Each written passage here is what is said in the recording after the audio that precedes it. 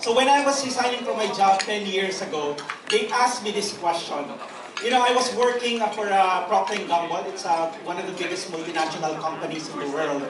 And I was handling that time a global role. So I get to travel around the world and stay in 5-star hotels for free. And they were asking me, why do you want to do it? Why do you want to forgo the luxurious life of being an employee to become a full-time entrepreneur, which is full of risks and uncertainties? I want to be more And I told them that I want to help other people. I want to have more time with my family. And I told them that if I can just help one person eat 3 times a day because of my business, then that's one person, one less unemployed person. And through the years, I'm so happy, I'm so blessed that I was not able to help not just one employee, not just 10, but hundreds of employees who are eating 3 times a day because of my business. And I think that's the magic of helping an entrepreneur.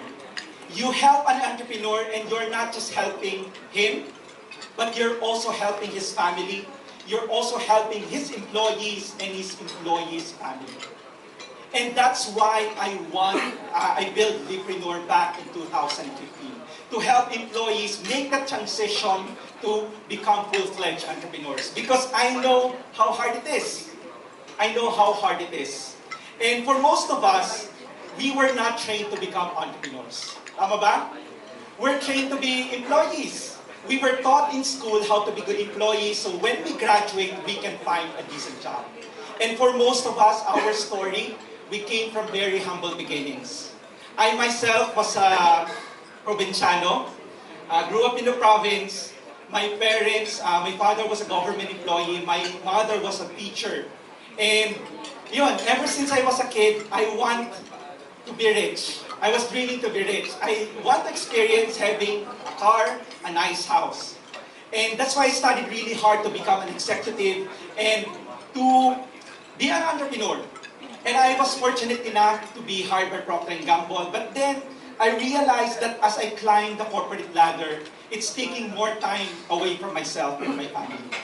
I realized that the top executives, they were earning a lot, but they're also very stressed and rarely have time for their families. So you know, I asked myself, lonely at the top. Why am I working so damn hard? And you know, for most of us, right, we just want to provide better future for our family. We just want to send our kids to the best school so we can have a brighter future. And doon, nagsimula ako with my businesses. So I started with boutique shop. Pero clarify ko lang po, hindi ako bating. Nandito yung wine ko para magpatotoo. I would go to the busy streets of Divisoria to buy clothes that I can sell in Bicol. Akala ko, pag binili ko 100 pesos, binenta ko 200, okay na yun. Kasi doble na. But little did I know that there are other costs in managing the business. Wala rin ako alam about branding. So when competitors came, offered lower prices, wala na akong nagawa, kundi sara yung business. Then, I proceeded with a mobile car wash. You've probably seen this in mall parking lots. Diba? I put it there in the biggest mall in our province. And na-realize ko, mali-mali yung mga sales projections ko. Na-realize ko na mahirap pala mag-manage ng employees. Alam mo yung okay yung usapan nyo, pero pag talikod mo, hindi na nila di-declare yung benta. Mabubulsa na nila. And to make it worse, I was the certified leapreneurs are nodding their heads. And to make it worse, I was managing the business remotely since I was here in Manila. So after a year, I had no choice but to close it. Then, sabi ko, laban pa. So, I saw this dot that is overlooking our city. Sabi ko, pwede ko siyang gawin parang Tagaytay or Antipolo. And it was getting popular. Every Friday, pupunta doon yung mga tao, nag-unwind, nag-barbecue. But then, there was one problem that I did not anticipate. And that is, since konti lang yung tao doon, I would like to acknowledge the presence of Sir Boots Bartolome, President of UNTV Franchisers. Sir Boots. And may mga kumausap sa akin doon na hindi ko alam kung may permanent address or not. So after a while, I felt that our security was at risk, so with a heavy heart, we let it go. And this time, I was real hurt. You know, I was thinking that maybe becoming an entrepreneur was not for me. Pero after 1 year, the wounds have healed, and I was ready to take another attempt. So I saw this product that can save up to 96% on their printing cost. And sabi ko, this is it! So I called up my mom and sabi ko sa kanya, Ma! Alam ko na! Alam ko na yung magpapayaman sa atin. And guess what she told me?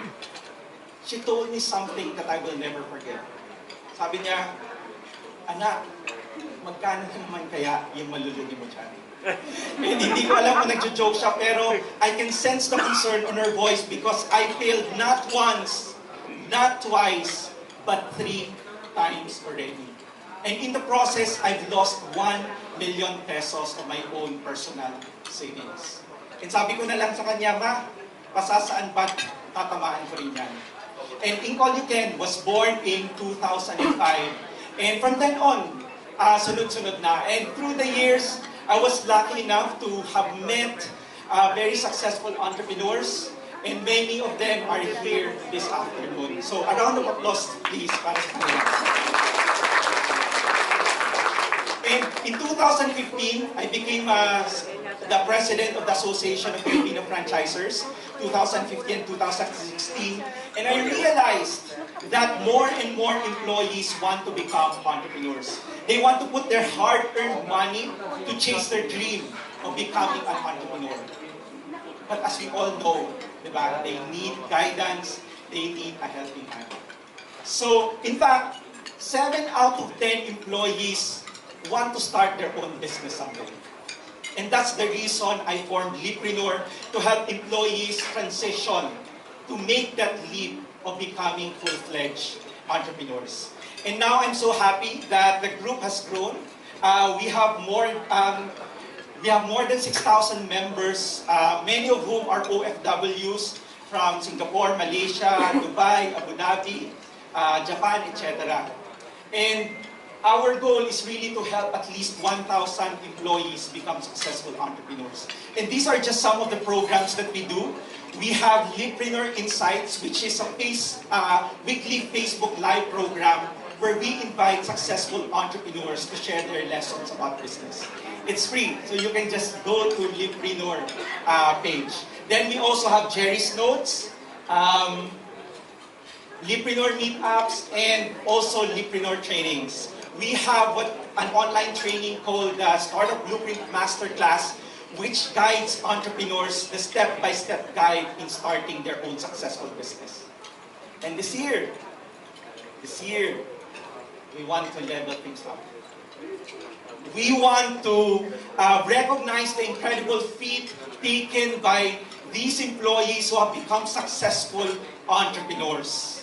And we want to show to more OFWs, to more employees, that with a lot of hard work and unwavering perseverance, becoming a full-fledged entrepreneur is doable. So, we are launching the Certified Leapreneur Awards. It's the first ever award given to employees who have taken the leap to become entrepreneurs. You know, but sadly, in the past, no one has recognized this. No one is giving recognition to these employees. So today, we want to change that. And today, we want to recognize the hard work, the sleepless nights, the heart poured in by these 15 certified Leapreneurs. And with your help, we can make this celebration more meaningful for them.